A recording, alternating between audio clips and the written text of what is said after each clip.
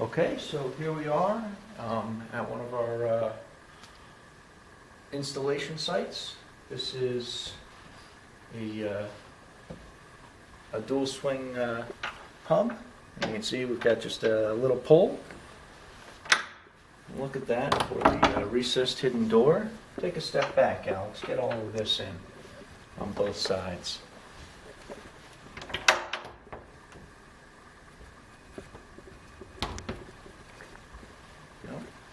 And you can see that on the inside.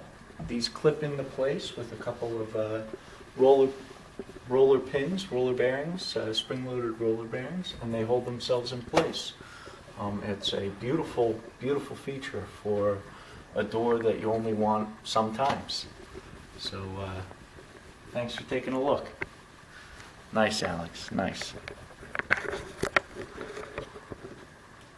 Let me just, no, what we didn't do, we didn't get a zoom in just of the hinge. There we go. And you can see, operation, beautiful. And on the other side, this is what it looks like zoomed in. Very cool. Of course, you'll very rarely see that side, but it still looks sharp.